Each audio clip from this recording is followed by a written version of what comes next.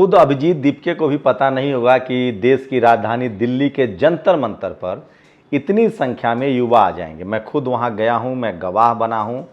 और सोचिए ऐसे दौर में जब चारों तरफ चुप्पी है, एक उम्मीद तो बनती है।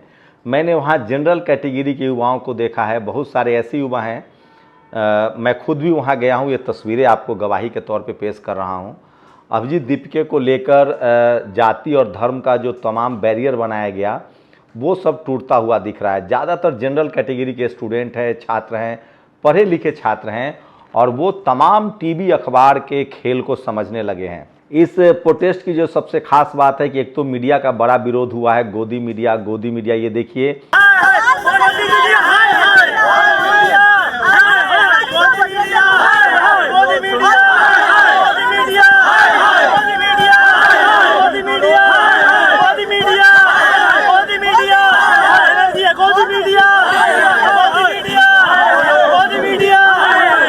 सोशल मीडिया में भी वो चैनल्स जो लगातार सरकार के एजेंडे को आगे बढ़ाते हैं उनके खिलाफ लोग बोल रहे थे।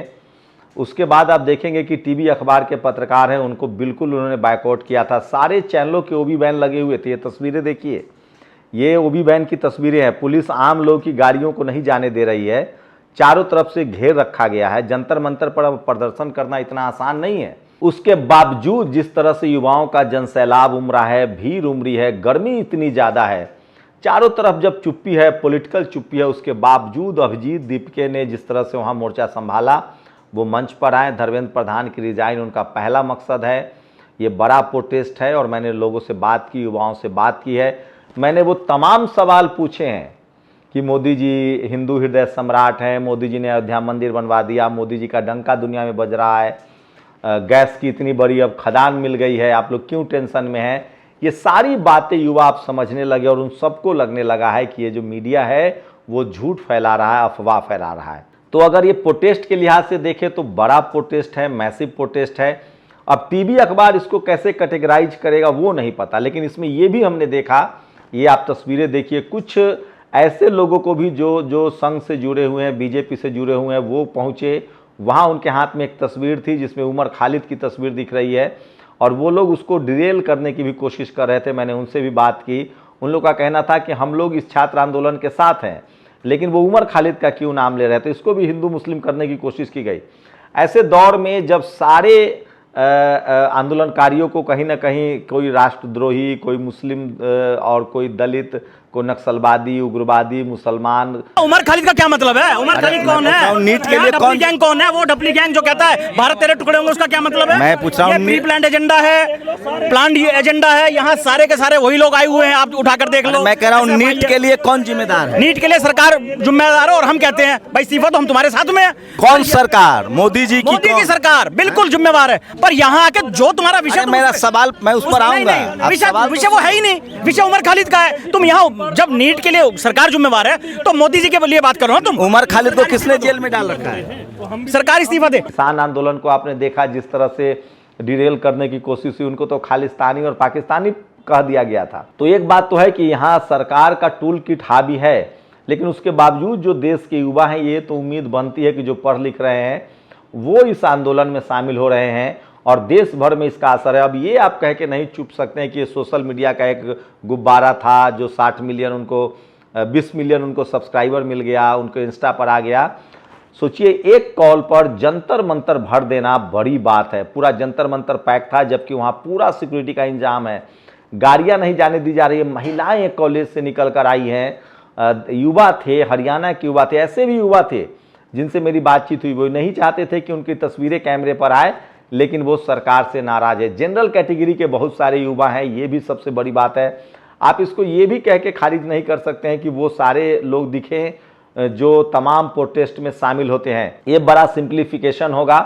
सोशल मीडिया पर ये खबरें टीवी अखबार लगातार बायकॉट कर रही होगी, मुझे नहीं पता टीवी अखबार इसका कैसे विश्लेषण कर रही है, लेकिन अभिजीत दीपके जो हैं वो एक बड़े प्लेयर के तौर पर उभरे हैं और लोगों का उन पर भरोसा बढ़ा है। इसको भी लगातार जाति और धर्म के नाम पर इसको ख़त्म करने की कोशिश की जाएगी।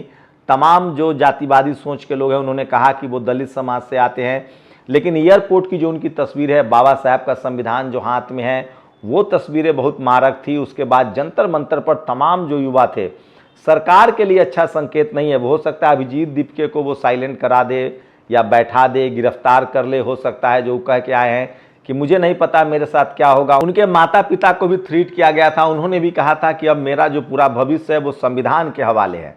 तो अभिजीत दीपके एक मैच्योर युवक लग रहे हैं और ये बात तो है कि चारों तरफ जब चुप्पी है तो जो युवा हैं, जो 10+2 के युवा हैं, मैंने कई लोगों को जो उकेरने की भी कोशिश की कि आप तो जनरल कैटेगरी के हैं, आप क्या कर रहे हैं। तो धर्मेंद्र प्रधान पर तो डबल अटैक है। धर्मेंद्र प्रधान पर यूजीसी के लोग भी, जनरल के लोग नाराज हैं, तो उनका तो वो इस्तीफा चाहते हैं। बहुत लोग ऐसे भी मिले जो मोदी जी के खिलाफ नहीं बात करना चाहते हैं, लेकिन पहले से हालात जो है वो और ज़्यादा बिगड़े हैं। हम यहाँ एजुकेशन सिस्टम को क्रिटिसाइज करना है ना। एजुकेशन सिस्टम कौन चला रहा है?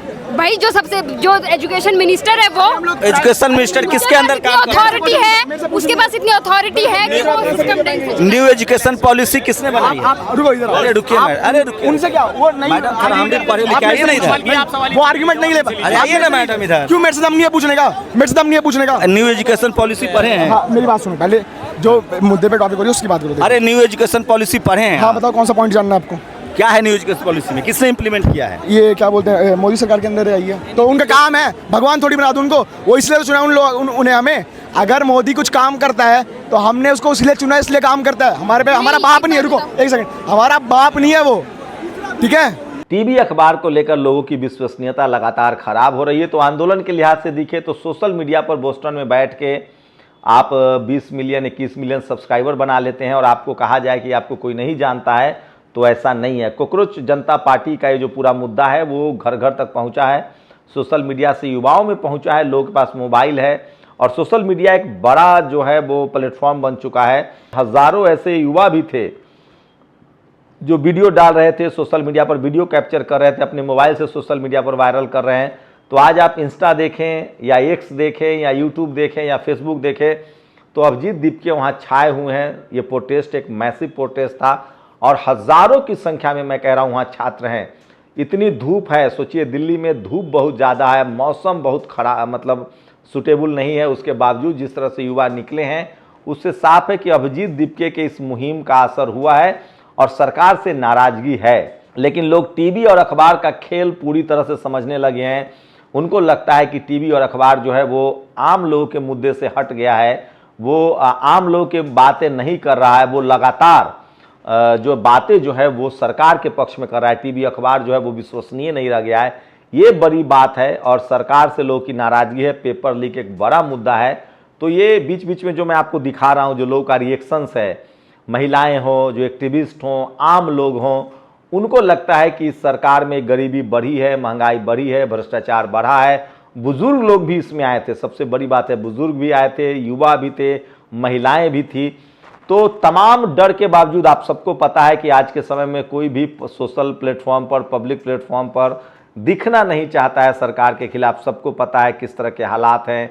सोशल मीडिया के सहारे, सोशल मीडिया में भी 90% जो सोशल मीडिया प्लेटफॉर्म है वो सरकार के पक्ष में है। 10% ही सोशल मीडिया प्लेटफॉर्म है जो जनता के सवालों को सीधे सीधे उठा रही है, रख रही है, जो सरकार से सवाल। मैं बार बार कह रहा हूँ, पत्रकारिता का मतलब होता है सरकार से सवाल पूछना, लोगों की समस्याओं को बताना। ये बात वहाँ लोग कह रहे थे।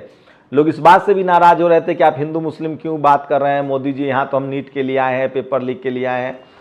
तो डर के बावजूद इतनी संख्या में लोगों को घरों से निकलना, ये अभिजीत दीपके की जीत दिखा रहा है और लोगों में कसमकस है, गुस्सा है। पॉलिटिकल पार्टियों का अपना एजेंडा हो सकता है, लेकिन अगर सारी पॉलिटिकल पार्टियां अगर मिलके सरकार के खिलाफ संवैधानिक तरीके से प्रोटेस्ट करें तो बड़ा प्रोटेस्ट हो सकता है और लोग नाराज हैं। टीवी को लेकर भी नाराजगी है, ईवीएम को लेकर लोगों को नाराजगी है। वो साफ कह रहे हैं, युवा समझने लगे हैं कि मोदी सरकार जो है, ये सरकार ईवीएम मैनेज कर रही है, तमाम इंस्टीट्यूशन को जो है वो मैनेज कर रहे हैं। टीवी अखबार उनके साथ है, आम लोग की बात नहीं कर रहा है, गरीबी की बात नहीं कर रहा है, महंगाई, तेल, पेट्रोल, डीजल की कोई बात नहीं कर रहा है। मैंने पूरा भक्त स्टाइल में मैंने कहा कि भाई 500 रुपये पेट्रोल हो जाए, डीजल हो जाए, 5000 का सिलेंडर हो जाए, मुझे कोई दिक्कत नहीं है, हर हर मोदी, घर घर मोदी। आपके सुनो, अभी आप ये करके माहौल खराब करने की कोशिश कर रहे हो। अभी नीट का मामला है, पेपर लीक हो चुका है, लोग सुसाइड, जो बच्चे सुसाइड कर लिए उन पे आप बात नहीं कर रहे। आप बात कर रहे हो, आप तो बात करते हो वो मोदी के पास में जाके आप बोलते हो आम कितने का है, केले कितने का है, वो बातें आप यहाँ पे कर रहे हो। हाँ, आप तो वो बातें कर रहे हो। आप मुद्दे वाली बात करो मीडिया वालों। क्या है मुद्दा? आप बताओ मुद्दा। आपको आप भी बहुत पढ़े लिखे हो, मोदी से ज्यादा पढ़े लिखे हो। आपको पता नहीं है मुद्दा क्या है? पूरे देश के अंदर बच्चों का भविष्य खराब करके रखा है, ये मुद्दा नहीं है। किसने किया है? किसने किया है आपको पता नहीं है? जो अभी प्रेजेंट में जो सरकार है, जिस तरीके से कौन है सरकार? मंत्री संतरी जो जितने भी उनके मंत्री, जो उनके नेता है, वो अनपढ़ है। जिस तरीके से धर्मेंद्र प्रधान जैसे लुटेरे अगर देश का मतलब यहाँ पे प्रधान को कौन हटाएगा? कौन हटाएगा? ये आ गया ना युवा। ये युवा किस लिए सड़कों पे उतरा हुआ है? तो लोगों ने बाकायदा विरोध किया, लेकिन लोग पेशेंसफुल थे। उनको पता है कि वो उनको सावधानी बरतनी पड़ेगी। किसी भी तरह के अपशब्द, हिंसा या किसी भी तरह के उत्तेजक बयान वो नहीं दे रहे हैं। हाँ, कुछ टूल किट ऐसे हैं जो बीजेपी के एजेंडे को सही ठहरा रहे हैं और वो उमर खालिद को मुद्दा बना रहे हैं। तो इसको भी हिंदू मुस्लिम मुद्दा बनाने की कोशिश हुई, लेकिन उसके बावजूद जो ज़्यादातर युवक हैं, ग्रेजुएट हैं, 10+2 पास हैं, पढ़े लिखे युवा हैं, बुजुर्ग हैं, और वो काफ़ी लहजे में सवाल का जवाब देते हैं। हाँ, मीडिया का बहुत ज़्यादा विरोध है। टीवी अखबार वालों को वहाँ नहीं जाना चाहिए। वो बहुत नाराज़ हैं और वो बाइकआउट कर रहे हैं, नारेबाजी कर रहे हैं, जो उनको बुरा लग सकता है। लेकिन ये बात है कि वो सब जो है वो काफ़ी डिसिप्लिन है। कोई तो टीवी वाला बढ़िया होगा, चैनल दिखाओ ना, कोई बढ़िया है ना। और नारेबाजी कर रहे हैं। डेमोक्रेटिक स्ट्रक्चर के लोग हैं और संविधान के प्रति एक्सेप्टेंस जो है वो बहुत बढ़ा है। लोग सीधा सीधा कह रहे हैं कि देश संविधान से चलेगा। तो धीरे धीरे ही सही सरकार के लिए मुश्किलें बढ़ती चली जाएंगी, क्योंकि युवाओं का रुझान जो है वो सरकार से हट रहा है। चाहे वो हिंदू मुस्लिम का मुद्दा हो या जनरल कैटेगरी के छात्र हों, वो भी इस मूवमेंट में लगातार जुड़ रहे हैं। क्योंकि 23 लाख नीट से छात्र प्रभावित हुए हैं, 17 लाख CBSE से छात्र प्रभावित हुए हैं। तो सरकार के लिए गुस्से का सबब तो है। आप लोग अपनी राय जरूर दीजिए। शुक्रिया। दस्तक की आपसे गुजारिश है कि अगर इसको बचाना चाहते हैं तो नेशनल दस्तक को सब्सक्राइब करने के लिए रेड कलर के सब्सक्राइब बटन को दबाएं, फिर बेल आइकन की घंटी दबाएं। नेशनल दस्तक को बचाने के लिए बहुत जरूरी है कि हर खबर को शेयर करें, लाइक करें, कमेंट जरूर करें।